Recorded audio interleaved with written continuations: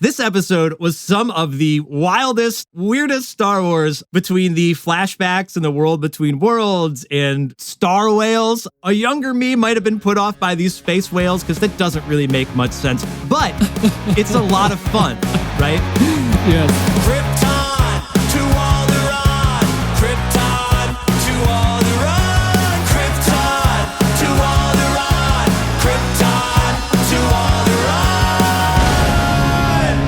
Welcome, everyone, to Krypton to Alderaan. I'm Joey, your Star Wars lover, and with me is Royish Good Looks. Hello, podcast. Hello, Joey. Hello, and we're the podcast that analyzes nerdy pop culture stuff, but let's be honest, it's mostly Star Wars, and today we'll be talking about Ahsoka, Part 5, Shadow Warrior, and what it means to be a Jedi. So if you're interested in that, stick around and consider coming back next time for more. We're doing these reviews every week. We also have quite a substantial back catalog at this point, so be sure to check that out as well if you're interested in our thoughts and what we have to say. All right, Royce, I'm excited to get into Shadow Warrior. Punch it.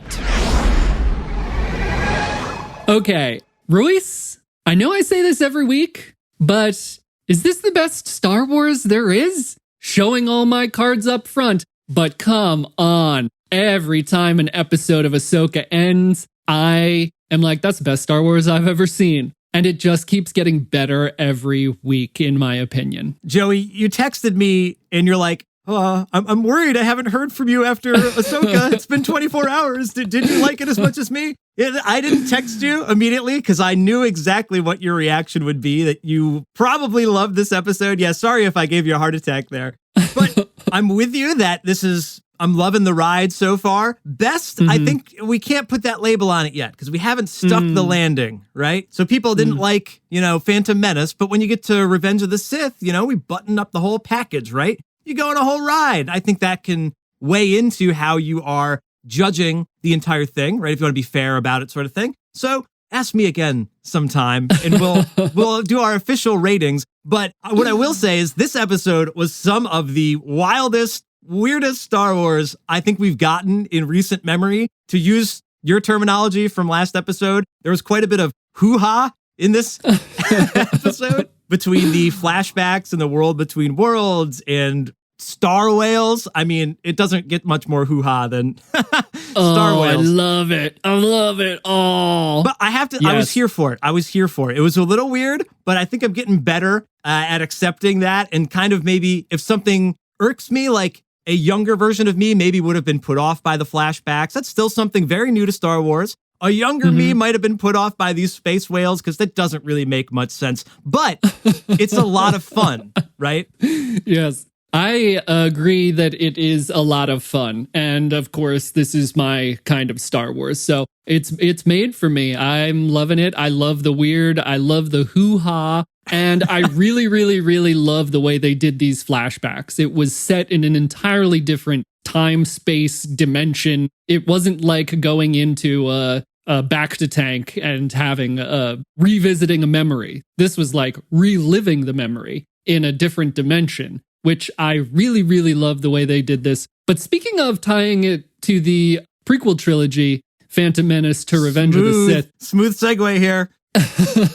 Obviously, last episode ended with us seeing Anakin for the first time in a long time, not counting the Obi-Wan show, which I guess we kind of get in a flashback, right? But so we ended on that last episode. I do want to focus in on specifically Anakin and Ahsoka's journey through this episode. A lot happened in this episode. There's actually a lot more that I wanted, but that being said, a lot happened in this episode, and I want to filter it through our what does it mean to be a Jedi theme. I think within the world between world and outside of the world between world, this question came up quite a bit this episode. I really want to focus on the real meat of Anakin and Ahsoka in the world between worlds. He's come to complete her training. She doesn't think he has anything left to teach her. I love all of that. Once again, you have not watched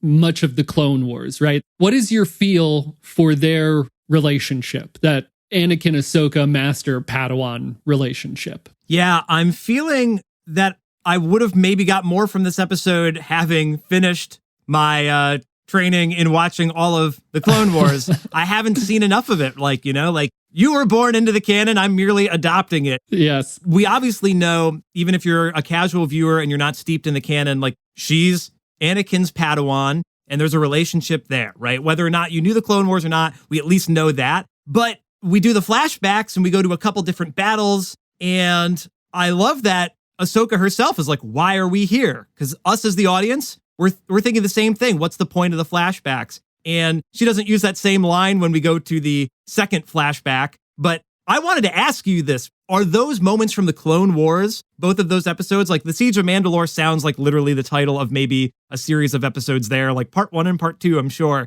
It kind of felt like the significance of those scenes would have worked more if you knew the backstory. The whole time I was wondering, like, what is going on here? What is Anakin trying to teach Ahsoka? And she even admits, like, I don't understand. Well, that's why you fail. She's doing the kind of Yoda Luke thing, I don't believe it, like you got something new to learn and that's what you're here to learn. I'm not going to tell you, you've got to figure it out on your own. And me as an audience member, I'm like, what the hell are we talking about here, Anakin? So I'm like right in her shoes. I have to admit, I was kind of confused by that, but he does give a lot of these lines of, I'm teaching you how to lead, how to survive, and you're going to have to fight or you'll die. And the whole end of the sequence is Ahsoka says, I'm going to live. Oh my gosh. I mean, there's a lot to unpack there. So I know we're jumping around a little bit. I think my baseline is I'm still confused as to what the purpose was, because she just comes back out of it with no direct answer of how she's going to apply this. I need to do more reading into it. I've only watched it twice, and even writing down all the dialogue, I'm like,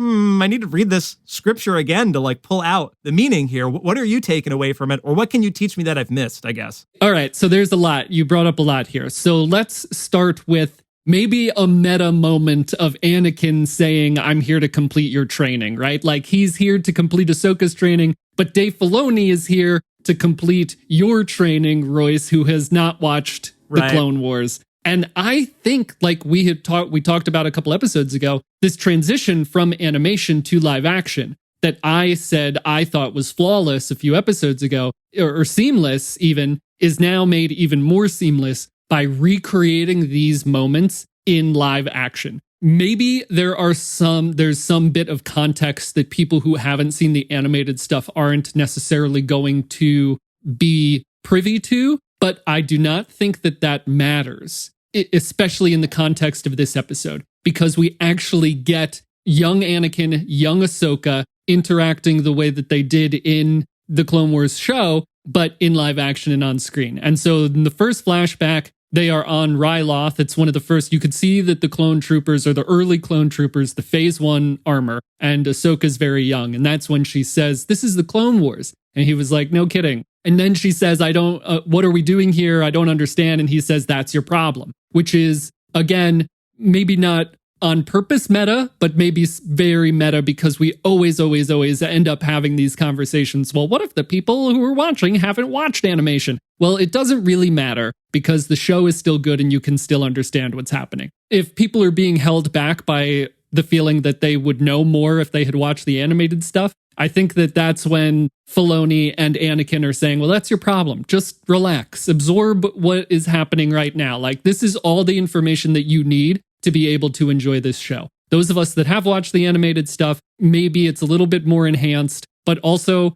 you don't need it. But also you can go watch it because it's an extremely accessible thing. So the first battle is they're on Ryloth. I don't remember if that's actually something that we see in animation, that specific battle, or in the Clone Wars movie. But the second one is the Siege of Mandalore, which is an arc in the final season. It is the final bit of the Clone Wars show. It's like the last series of episodes where Ahsoka and Rex and her battalion of clone troopers are on Mandalore to defeat Maul. And we see the Mandalorians in this episode with like the spiky helmets. Those are Mandalorians under Darth Maul's rule, because at that point he is ruling Mandalore. And so at that point, Ahsoka's no longer a Jedi. She left the Jedi Order years before and comes back to help them with Mandalore. Anakin's not there and Obi-Wan's not there. It's just her, and then she goes up against Maul, which I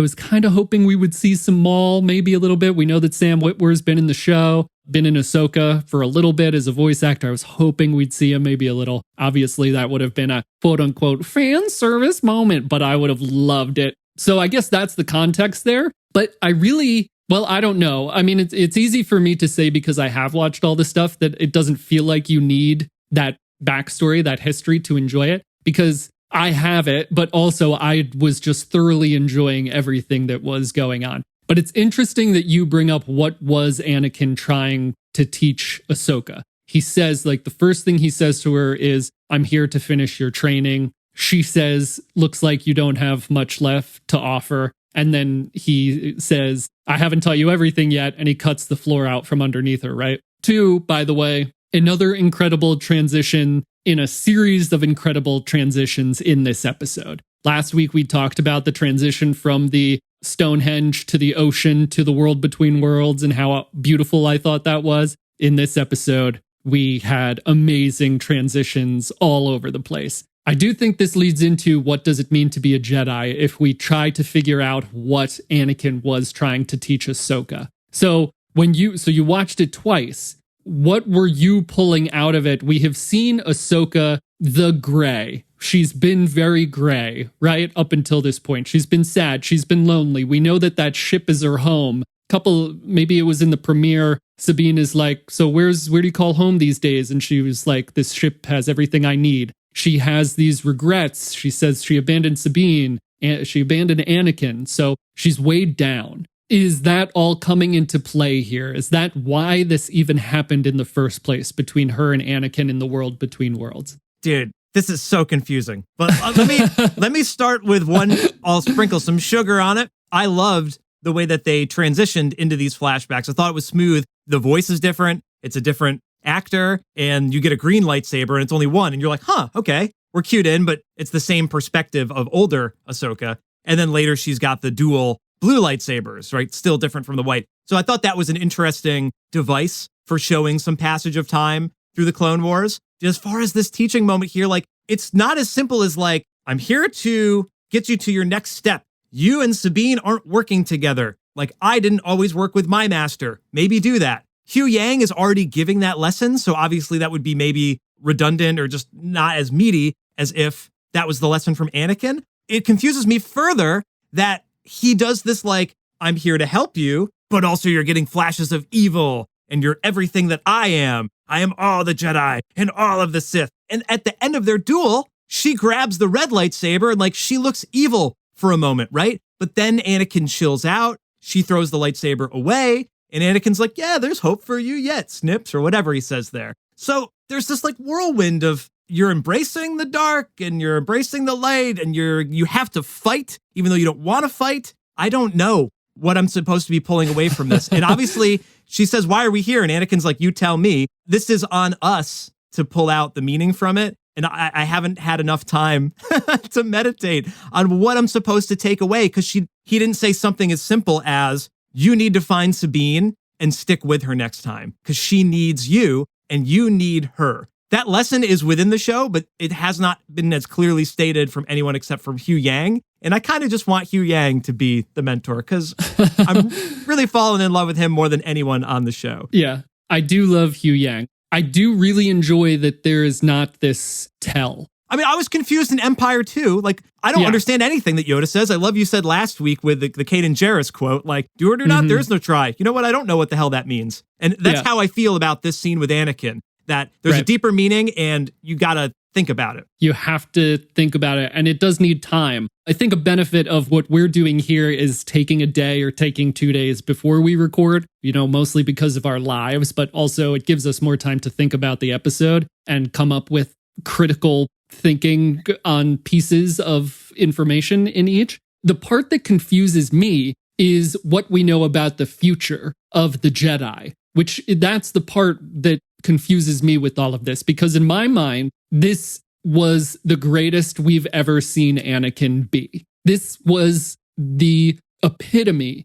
of Anakin, the chosen one. He is trying to show Ahsoka that they had to adapt for the time, He was trained when they were keepers of the peace. He had to train her to be a soldier. He's still very hot-headed and is very gung-ho in his very Anakin way, where it's like, you have to fight to survive, because that's what he had to do. And he was always trying to fight so that the people he loved could survive. And that is like what living is to Anakin. What I love, I think, is that he is trying to teach her to also be more than that, to be more than just the one thing. You're a soldier as I've trained you to be. And Ahsoka even says, like, kind of, this isn't what I've signed up for. When it's young Ahsoka on Ryloth, she's like, this isn't what I said. This isn't what I was trained for. I don't want to be a soldier. I want to be a Jedi. They're supposed to be keepers of the peace, right? That's what we're led to believe. He's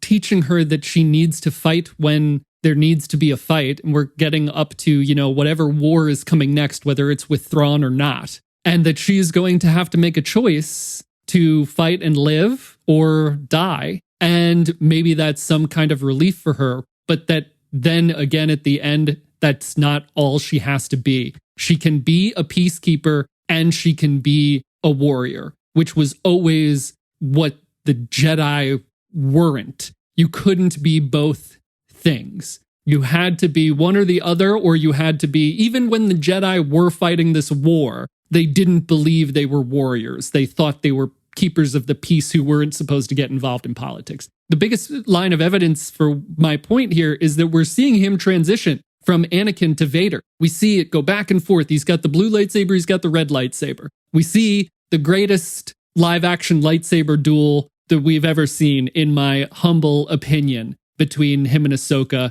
throughout the whole, you know, it starts with it and it ends with it. But we're seeing him flash between Anakin and Vader in amazing transitions as well. And he even says, you're more than that. When she says, I don't want to be a soldier or something, he says, you're more than that because I'm more than that. And she says, you are. You're more powerful and dangerous than any of us realized. And he says, is that what this is about? Kind of shrugging it off, because Anakin has already come to peace with who he was and what he did. I know that's a lot to say, and we always talk about, like, quote unquote, Vader's redemption, but he's had time here. And he has become one with the Force, and he has found peace in what he is. And he's telling her, you're more than that because I'm more than that. And I found peace in what happened.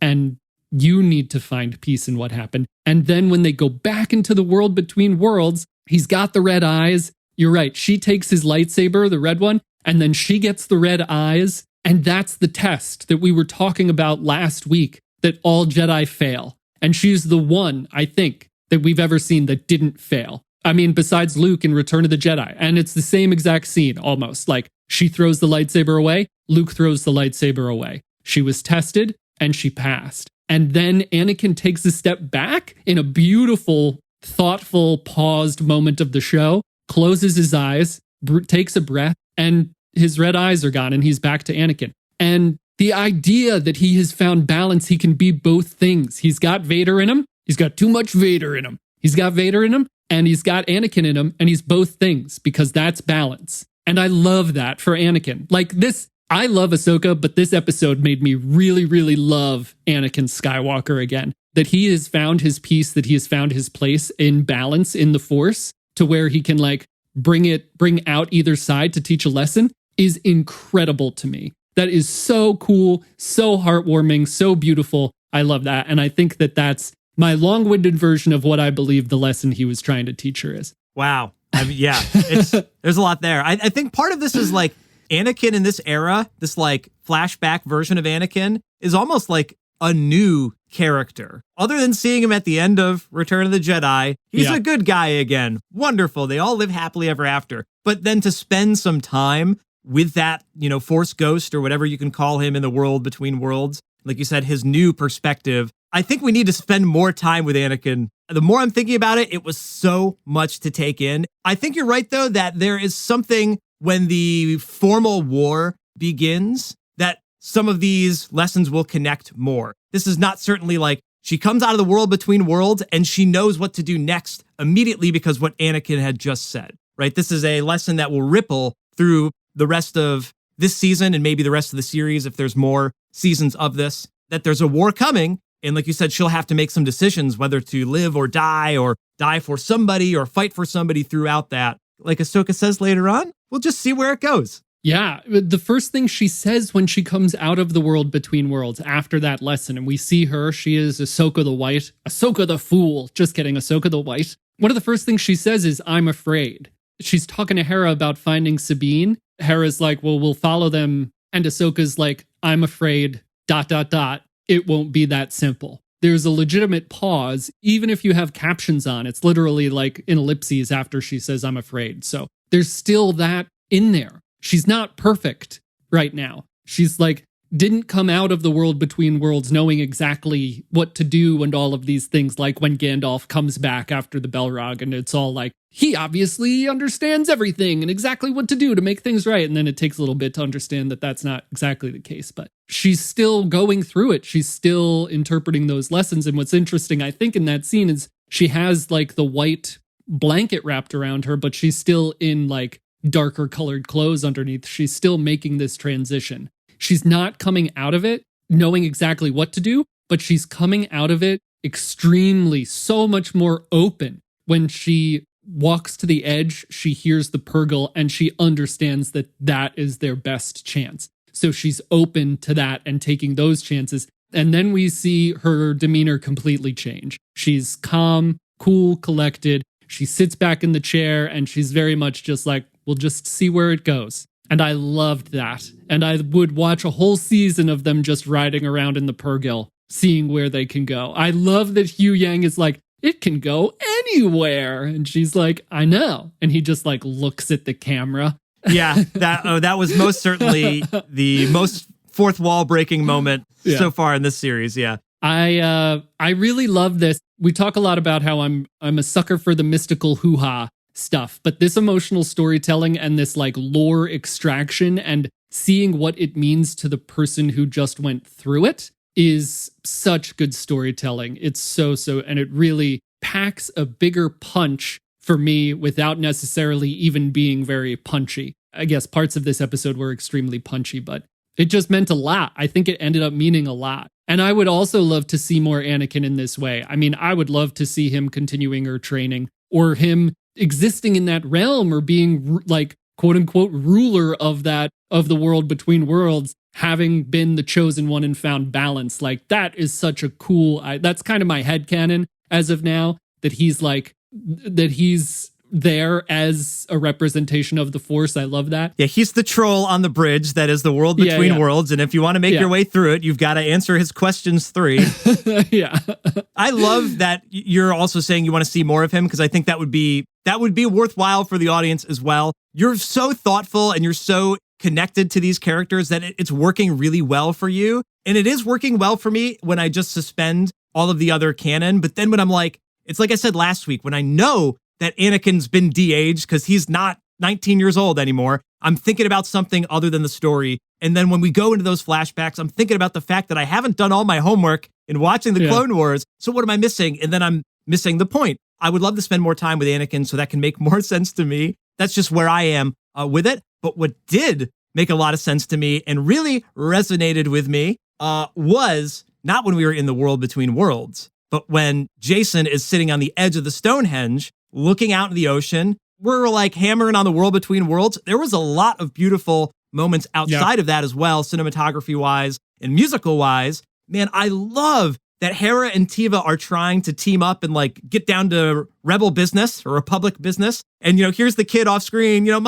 Mommy, listen, do you hear the waves? There's some sound out there. What a cool idea that like he's using the Force to hear things. Like they're obviously somewhere, they vanished into thin air or whatever Hugh Yang says, or Ahsoka says it, I guess, they're not really there. They're somewhere else, but he's tapping into the Force to almost be there in some sense, right? I love that. And then he asks Hera, like, do you hear it? You hear it too? At first she's like, what, the waves? And then she closes her eyes and I don't know, I was going to ask you this, like, did she hear the lightsabers? I think she did hear the lightsabers, and I think this gets into the second point of what does it mean to be a Jedi? We've been asking it about Sabine, and Ahsoka said last episode, or 2 episodes ago, maybe, that everyone has access to the Force. The Force, it resides in every living thing. Talent is a factor, but anyone can tap into it. And this idea that literally anyone can, and that Hera has spent most of her life with the Jedi, she can hear it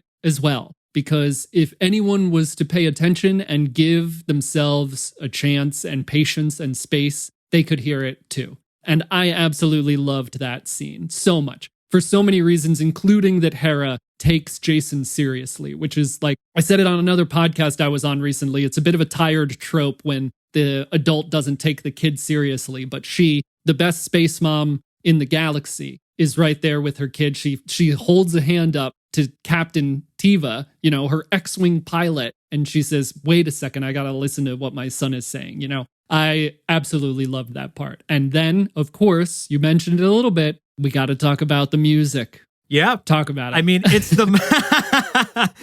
It's funny, you mentioned earlier, like, oh, if Maul shows up, like, that would be the biggest, you know, oh, it's the spoon-fed cameo here. What's more of a spoon-fed cameo than the... But it's great, because we know what that means. Yeah, beautiful little tapping into the Force moment. We know that Jacen is the son of a Jedi, and we know that Hera is familiar with that. She shrugs it off at first. If she didn't know that Jacen was, like, in the Jedi heritage, you know, maybe she wouldn't have cared, but she knows that he has that ability. So she respects it, like you said, and actually takes a minute to like meditate with him. And it sounds like it works for her. And we get that beautiful music in the background. There's a little cue. I think you mentioned it before we started recording, the similarities maybe to some Clone Wars scores, but there's a little cue that sounds almost like part of Across the Stars, which has a lot of similarities to some other, you know, classic John Williams melodies. Obviously, they all sort of like meld together if you wanted to make a supercut of all of them. They all work together. But there's the like, like that's how we were introduced to this moment, which I thought was really interesting. Of it's Anakin and Clone Wars era Anakin, which is when that theme shows up in the prequels. This is non-diegetic music, I assume. This is supposed to be for the audience, not for Jacen. But in my head canon, like, that's why we're hearing that theme, right? Is because this is that era of Anakin hanging out with Ahsoka. Who the hell doesn't love that? That's such a beautiful score. Yeah. And then it goes into our binary sunset, you know, Force theme that we're all familiar with. Awesome, man. And I'm glad they put that in here because that's how you use the classic John Williams score. It was there for those kind of epic moments, right? When we have a deeper sort of meaning and connection with the universe. I'm glad we saved it for this moment and not like last week when we were talking about Sabine, like, hey, does she have the Force? You know, I'd said maybe if they used the Force theme there, that would be your cue, but we didn't do it there. And I got to give you credit, Joey. Listening back to our episode last week, I think you'd hit the nail on the head with the way that Kiner wrote that melody with Sabine, that it is kind of like teetering up and down, and you don't know where it falls. It's not a theme we're familiar with. It's reminiscent of them, but it is sort of like, yeah, I don't know if you have the Force or not. So I think that does work perfectly for that. Your analysis was great. A+ on that. I said that? Sure did. Boy, I say smart stuff sometimes. It was all good. I love it. Nice. And then after we're done tapping into the Force and the Force theme, Carson Teva's like, what just happened here? And Hu Yang is like, he's got abilities. He's a Jedi. His father was a Jedi. Kanan Jarrus. Yeah. And Teva does not care one bit, but like Hera, he's like, okay, if you guys say so, I will go along with it.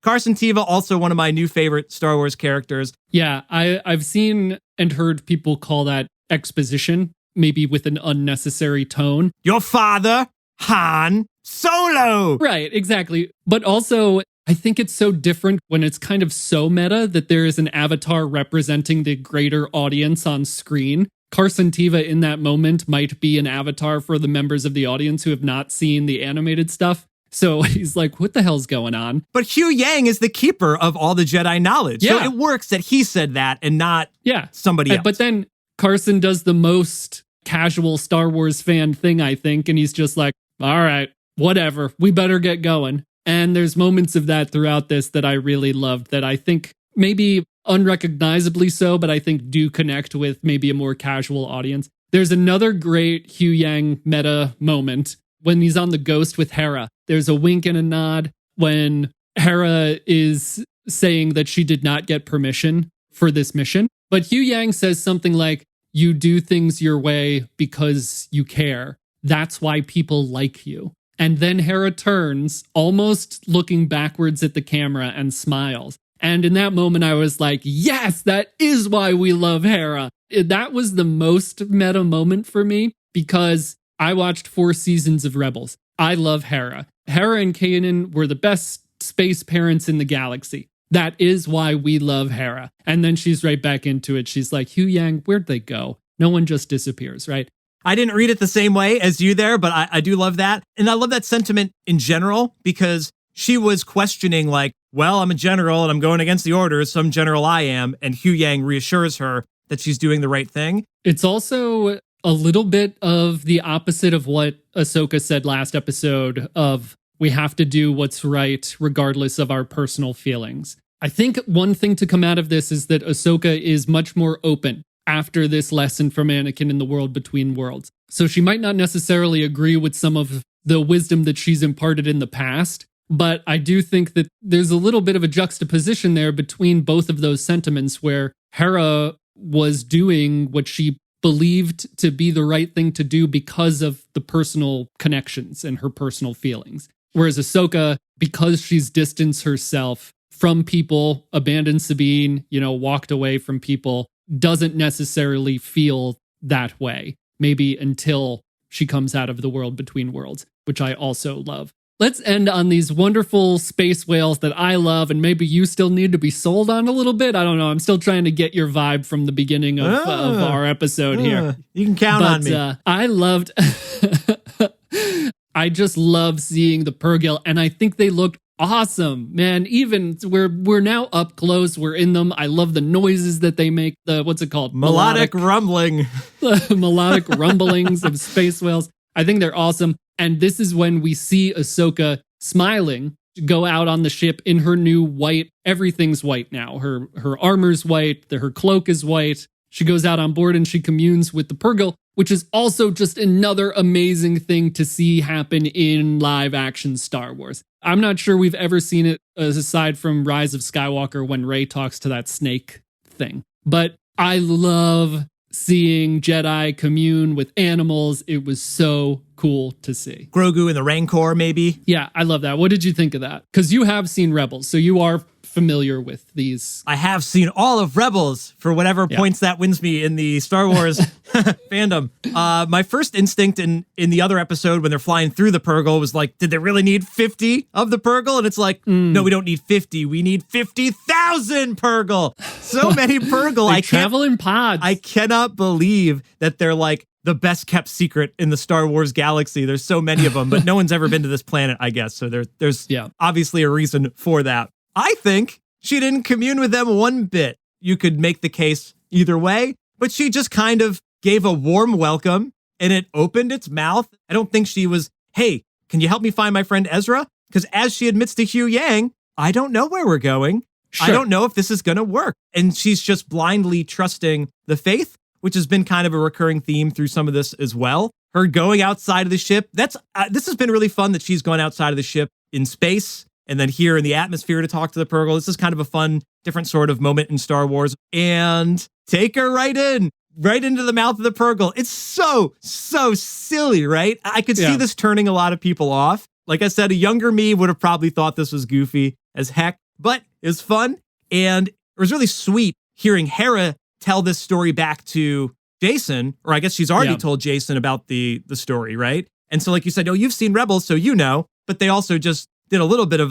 expository dialogue there to catch the viewers up, which I thought was nice because Jacen has this connection to the Force. We assume that the Purrgil are Force sensitive, so it tied a lot of that stuff together, right? And I love Teva doing the you're not going to believe me. He's trying to stall right at first. He does the kind of like, situation normal here. Just, halt your pursuit. And they're like, tell us what's really going on. Yeah, you're not going to believe me. So good. I love Carson Teva. And I love that we cut away back to the action. And then when we finally cut back and he's like, there's space whales that are going to jump through hyperspace, so good. But then all of a sudden they all appear in front of the spaceships, right? So even if you were like, this is so silly, you got to see it through the New Republic officers' eyes that are also writing off the whole thing, maybe not believing Carson Teva's story, right? But then all of a sudden you see the pod coming for you. And I love that. Immediately the New Republic officers are like, all right, let's get out of the way. This is happening. Just like Teva did with Hera earlier, like, okay, they got some Jedi premonition, let's go along with it. So that was such a great way to frame that too. If you thought that the space whales were the goofiest thing ever, well, we have an archetype in the show that probably thought that too. So that really did work for me. And they blast off at the end of the episode and you're like, okay, maybe they're going to find Ezra, maybe not. They've got to find Ezra though, because that was the Purrgil know where to go. Yeah, I do love, I mean, a Jedi forming a relationship with nature, animals, stuff like that. Oh, and Ahsoka's Tales of the Jedi. That's how she becomes a Jedi, right? As she talks with that large cat or whatever, right? But really good. And again, like just seeing that version of Ahsoka, just like comfortable, relaxed. You're right. She doesn't tell them where they need to go. And that comes up. She's like, I have no idea where they're going. And Hugh Yang's like, what? It's better than going nowhere. And I do think like entering the Purrgil's mouth, probably just easier than trying to figure out how to wrap their tentacles around the ship like they did in Rebels. I did think that it was a bit silly at first, but then I thought, well, it's much easier to do this than it probably would have looked sillier if the whales wrap their tentacles around the ship and then blast off. It was very volumey, the whale mouth and the teeth and stuff, like they cut to the inside of the ship when it would be obvious that it's not just a flat screen, and then they cut back to the outside of the ship when they're in the mouth. So there was a little bit of volume play there, I think, but just super cool, I think. I mean, I love the Purrgil. They're just so cool, and I love when Jedi commune with them. And at the end,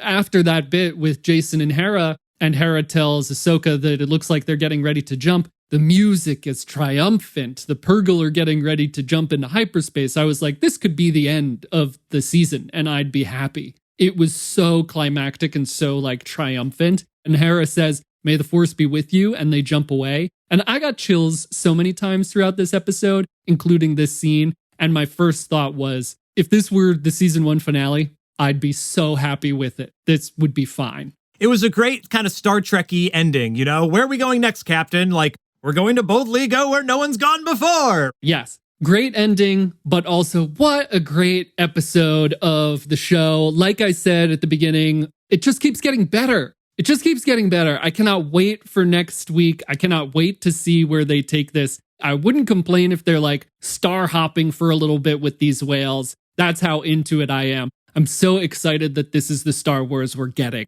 I can't convey that enough, my level of excitement. What if, though, next week, there's no Ahsoka it's Mando in the Ahsoka show? Because we didn't get Sabine or Baylan, and I love Baylan, man. Give me my Baylan. He was in the preview, but he wasn't in the episode. No Morgan, no Shin, nothing with the bad guys. I wonder if next week will be the other side of the coin, that we catch up with them, and then episode 7, we reunite for the 2-part kind of season finale when everybody finally meets up. I don't know. Are you okay with an episode away? Is that what you want?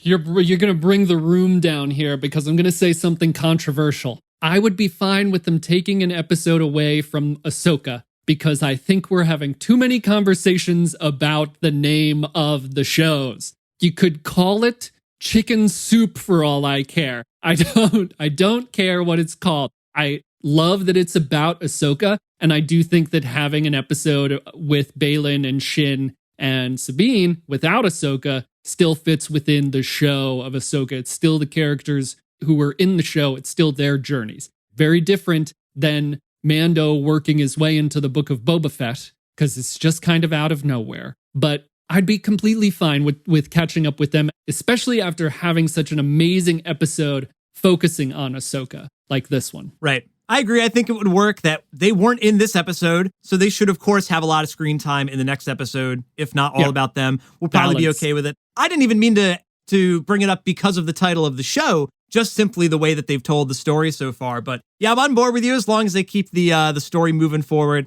I think it'll be fun either way. But I would love to hear what everybody listening is thinking. How did you feel about all the Anakin flashbacks? Confused or in love? Confused or enthused? How about that?